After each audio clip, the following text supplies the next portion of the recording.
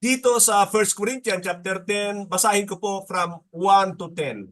Sabi ni Paul, "For I do not want to be ignorant of the fact, brothers and sisters, that our ancestors were under the cloud and that they passed all through the sea." Or they all passed through the sea. "They were all baptized into Moses in the cloud and in the sea. They all ate the same spiritual food and drank the same spiritual drink. For they drank from the spiritual rock that accompanied them, and that rock was Christ. Nevertheless, God was not pleased with most of them. Their bodies were scattered in the wilderness. Now these things occurred for us example to keep us from setting our hearts on evil things as they did. Do not be idolaters as some of them were, as it is written, the people sat down and ate and drink and got up and indulged in revelry. We should not commit sexual immorality as some of them did. And one day 23,000 of them died. We should not test Christ as some of them did and were killed by snakes. And do not grumble as some of them did and were killed by destroying angels." Una mga kapatid, tungkol lang kay Kristo, makikita natin dito sa sinasabi ni Pablo that Christ was in the Old Testament. Kung nais yung patunayan na si Kristo ay Diyos, one of the verses na pwede niyong gamitin ay itong chapter 10 ng 1 Corinthians dahil binabanggit si Kristo rito na yung pinukpok pala na ni Moises na bato ay ang Panginoong Kristo. He was in the church in the wilderness. But anyway, isang bagay na nais kong makita nyo rito na sinasabi ni Apostol Pablo ay yung tungkol sa bautismo ng mga Israelita. It was revealed by the Holy Spirit to him.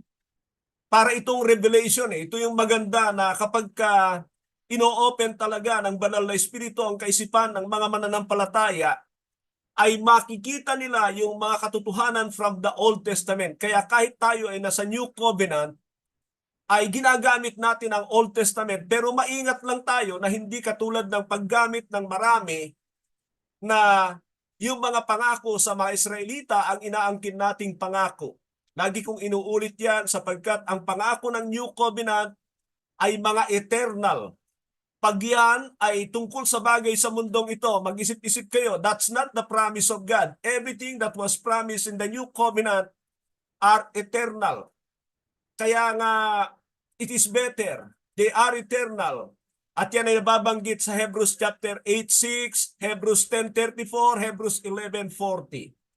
Yung tatlong talatang yan ay makikita nyo na inaayos ng sumulat sa mga Hudyo na hindi na yun ang pangako. And sa panahon na yan ay pine-persecute sila na dapat ay magtiis sila and even will give up their life kaysa sa bumalik doon sa dati nilang religion, which is Judaism.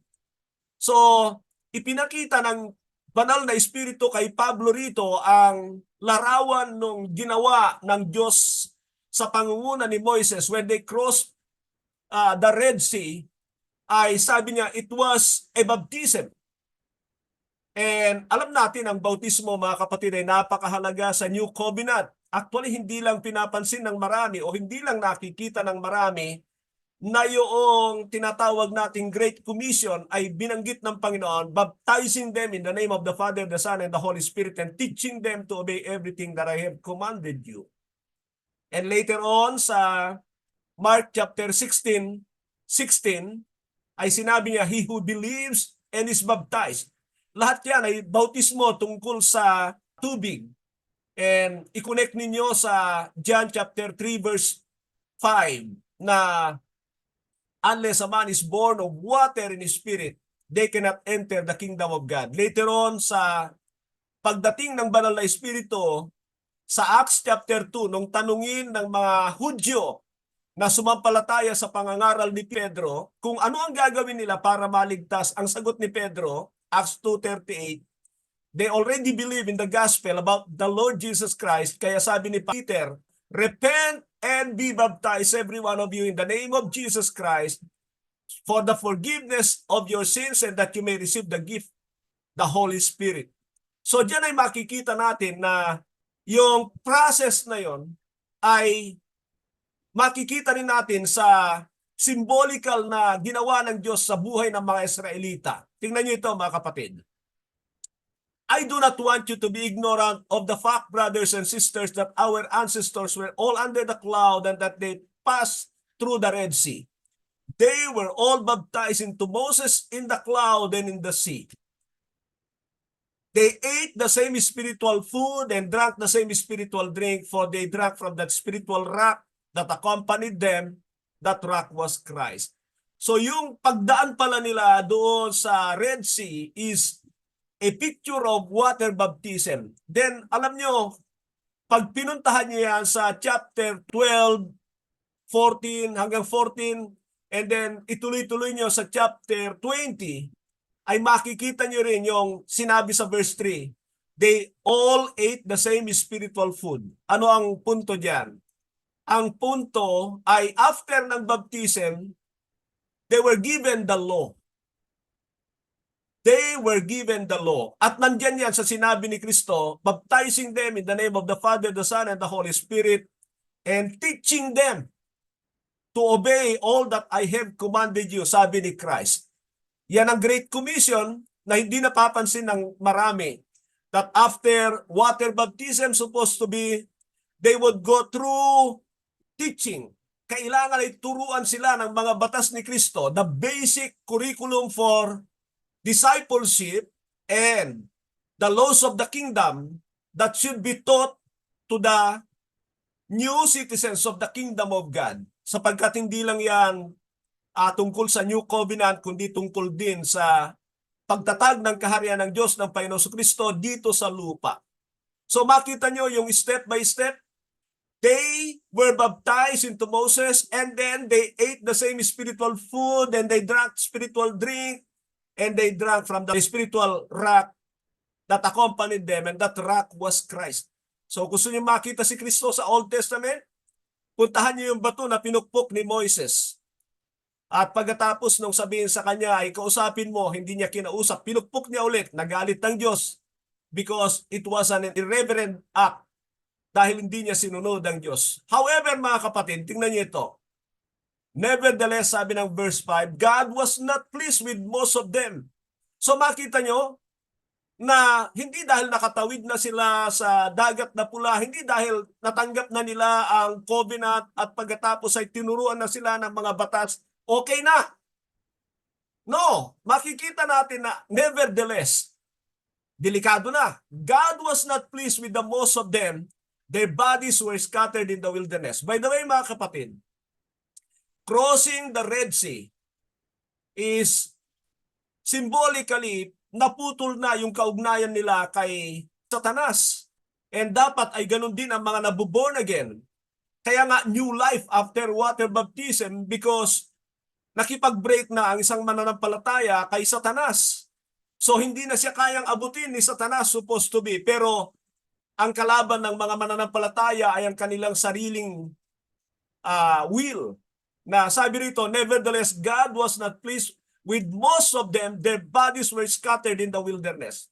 Kung alam niyo ang kwento ng 40 years ng mga Israelita sa wilderness, ang daming pinagpapatay ng Panginoon. Nung sila'y lumabas sa Egypt, they were about 602,000 men.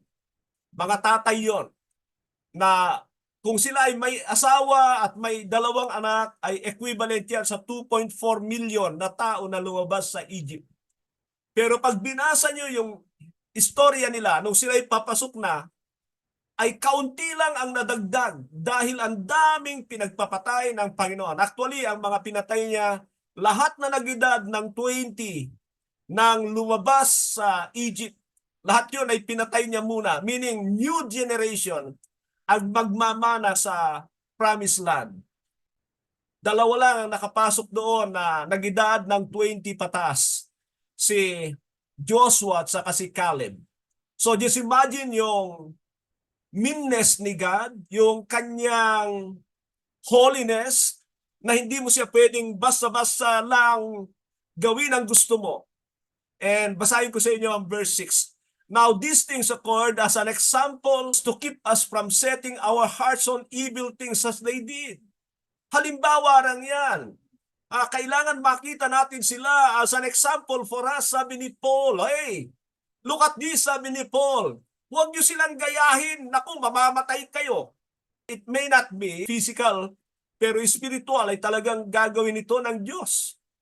So, tingnan niyo mga kapatid, itong katotohanan ito, bakit nagbababala si Paul ng ganito? Maybe nakikita niyo ito mga kapatid in a very simple way, pero ngayon ay ipinakita rin sa akin ng Panginoon ang mga katotohanan dito. Sabi niya, do not be idolaters as some of them were.